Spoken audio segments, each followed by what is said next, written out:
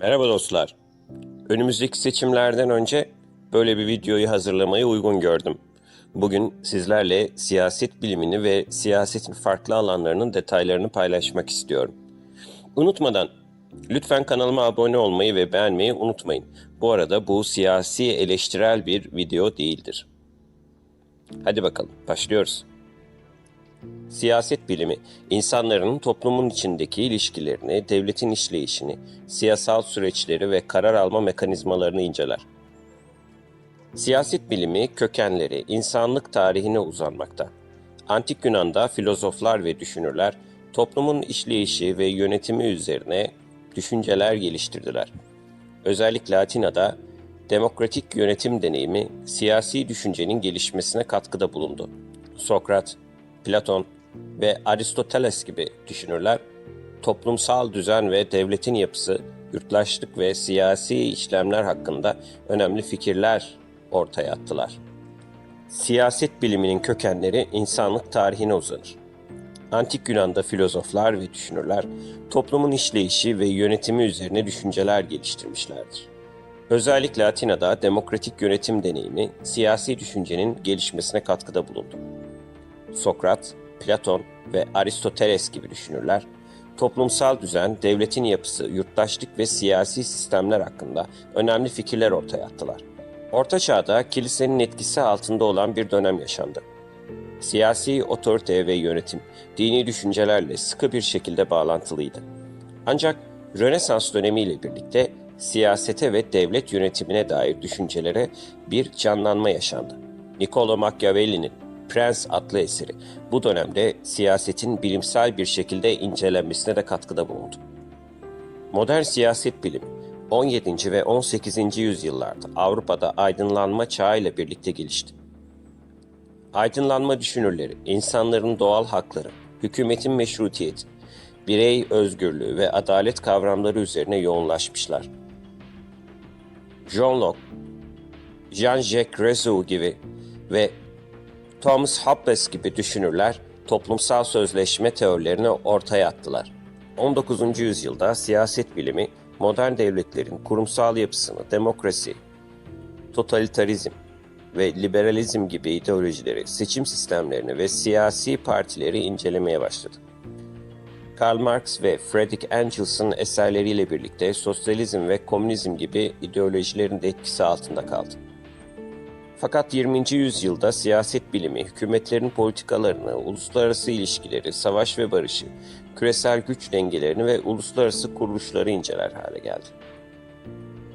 Çeşitli akademik okullar ve teoriler bu dönemde ortaya çıktı.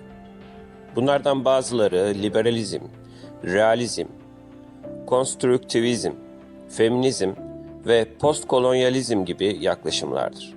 Liberalizm, birey özgürlüğü, demokrasi, insan hakları ve serbest piyasa ekonomisi gibi değerlere vurgu yapar. Realizm ise uluslararası ilişkilerde güç, çıkar ve ulusal çıkarları ön plana çıkaran bir yaklaşımdır. Konstrüktivizm ise toplumsal ilişkilerin inşa edildiğini ve sosyal normların önemini vurgular. Siyaset bilimi, akademik kurumlar ve araştırma merkezleri tarafından yoğun bir şekilde incelenir.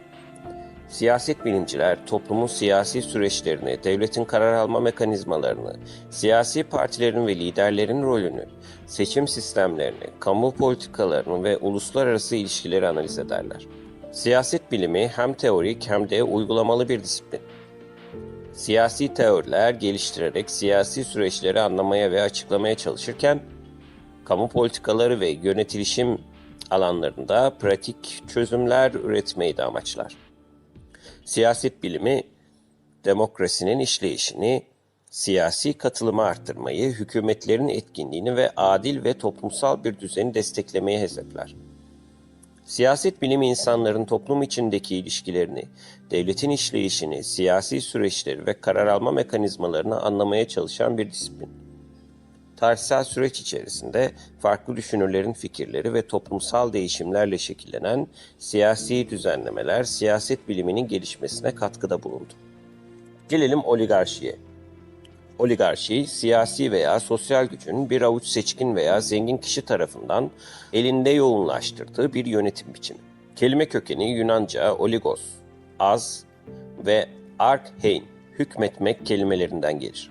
Oligarşi genellikle demokrasi veya monarşiden farklı olarak karar alma süreçlerinde sınırlı bir grup tarafından kontrol edilen bir hükümet şeklini ifade eder. Bu küçük grup, ekonomik güç, aile bağları, sosyal statü veya diğer etkenler aracılığıyla konumlarını korur ve genellikle toplumdaki diğer bireylerin politik etkisinde sınırlar. Oligarşik sistemlerde kararlar ve kaynakların dağılımı özellikle elit kesimin çıkarlarına hizmet eder ve geniş halk kitlelerinin katılımı veya etkisiyle sınırlıdır. Oligarşik hükümetlerde siyasi iktidarın sınırlı bir grup tarafından kontrol edildiği ve bu grupların genellikle kendi çıkarlarını korumak için politik süreçleri manipüle ettiği de görülür. Oligarşi farklı şekillerde ortaya çıkabilir. Bazıları ekonomik gücün temel belirleyici olduğu bir iş adamları oligarşisini tanımlarken, bazıları da askeri liderlerin, ailelerin veya siyasi partilerin oligarşik güçlere sahip olduğu durumları tanımlayabilir. Ancak belirtmek gerekir ki birçok ülkede demokratik ve katılımcı sistemlerin egemen olduğu toplumsal çıkarların ve siyasi katılımın daha geniş bir tabanda yayıldığı birçok örnek de vardır. Oligarşi, siyasi sistemlerin ve toplumların farklı yapılarında bulunabilen bir yönetim biçimi. Ancak demokrasi, eşitlik ve toplumsal adalet gibi ilkelere dayanan diğer yönetim biçimlerinden de ayrılır. Kapitalizm. Kapitalizm, temel olarak üretim araçlarının özel mülkiyete dayandığı, serbest piyasa ekonomisi ve kar amaçlı faaliyetlerin ön planda olduğu bir ekonomik ve sosyal sistem. Kapitalizmde bireyler ve şirketler serbestçe mal ve hizmet üretebilir, satın alabilir ve mülkiyet edinebilir. Kar etme motivasyonu, ekonomik faaliyetlerin temel itici gücüdür. Kapitalizmin en vahşi uygulandığı ülkeler ifadesi de biraz subjektif olabilir. Ama belki de duymuşsunuzdur. Birçok düşünür, birçok yazar ve aydın vahşi kapitalizmle ilgili anlatılarda bulunur. Çünkü kapitalizm birçok farklı ülkede farklı şekillerde uygulanır ve bu uygulamaların vahşilik derecesi çeşitli ölçülerde değerlendirilir. Ancak genel olarak kapitalizmin en liberal ve rekabetçi şekilde uygulandığı ülkeler olarak serbest piyasa ekonomisinin en güçlü örneklerinden biri olarak kabul edilen Amerika Birleşik Devletleri, kapitalizmin temel prensiplerini benimsemiş bir ülke ve yıllarca da komünizmle mücadele etmiştir. Piyasa ekonomisi, özel mülkiyet hakları ve serbest rekabetin vurgulandığı bir sistem bulunur. Gelir dengesizliği yüzünden sokaklarda birçok evsizleri de vardır. Zenginleri çok zengindir, fakirleri çok fakirdir. Orta direk orta kesim dediğimiz kısım da gene de idare etse de saatlerce çalışmak zorundadır. İngiltere. Sanayi devriminin başlangıç noktalarından biri olan İngiltere, tarihsel olarak kapitalist ilkelerin geliştiği bir ülke olarak bilinir. Tabii İngiltere aynı zamanda monarşinin de hakim olduğu bir ülkedir. Krallıkla yönetilir. İngiltere'de serbest piyasa ekonomisi, özel mülkiyet hakları ve serbest ticaretin güçlü bir şekilde benimsendiği bir sistem vardır. Almanya. İkinci Dünya Savaşı'nın ağır darbesini yemiş olan Almanya, serbest piyasa ekonomisiyle sosyal refah devleti unsurlarını birleştiren bir modeli benimser. Almanya, rekabetçi bir piyasa ekonomisine sahip olmasının yanı sıra, sosyal adalet ve işçi hakları gibi unsurlara da önem verir. Japonya. Japonya, kapitalist bir ekonomiye sahip olmasının yanı sıra bazı özellikleriyle farklılık gösterir. Japon modelinde güçlü şirketler ve devletin işbirliği önemlidir. Ayrıca uzun vadede düşünce, yenilikçilik ve kaliteye odaklanma gibi unsurlar da Japon kapitalizminin önemli özelliklerindendir. Peki sıklıkça duyduğumuz bu vahşi liberalizm nedir, necedir? Vahşi liberalizm terimi genellikle serbest piyasa ekonomisinin sınırlama veya düzenlemelerinden tamamen bağımsız bir şekilde işlediği bir liberalizm türünü ifade eder. Bu terim kapitalizmin en liberal ve deregüle bir şekilde uygulandığı durumları tanımlamak için kullanılır. Vahşi liberalizm, devletin müdahale etmediği veya müdahalelerinden minimal olduğu bir ekonomik sistem anlamına gelir. Bu yaklaşım, serbest rekabetin ve piyasa düzenlerinin ekonomiyi düzenleyebileceği inancına dayanır. Vahşi liberalizmde hükümetin rolü ekonomik faaliyetleri düzenlemek yerine temel altyapı, adalet sistemi ve mülkiyet haklarının korunması gibi sınırlı bir rolle sınırlıdır. Vahşi liberalizm, serbest ticaretin serbest fiyat mekanizmasının ve kar amacı güden özel şirketlerin önceliklendirildiği bir sistem.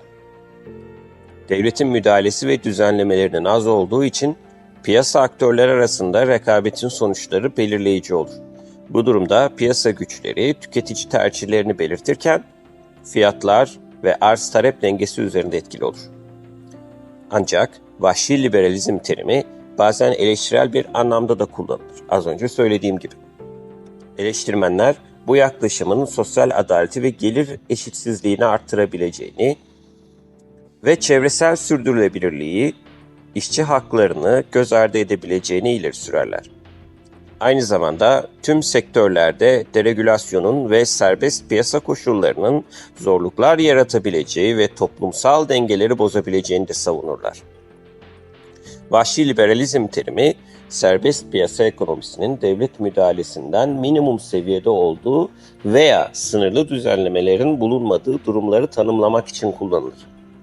Bu yaklaşım, serbest ticarete, serbest fiyat mekanizmasına ve rekabete odaklanırken, eleştirel olarak sosyal adalet, gelir eşitsizliği ve çevresel sürdürülebilirlik gibi faktörleri ihmal edebileceği yönünde eleştiriler de tabi tutulabilir. Önümüzde bir seçim var. Hayırlısını diliyorum. Sevgili kardeşlerim, hepinizi çok seviyorum.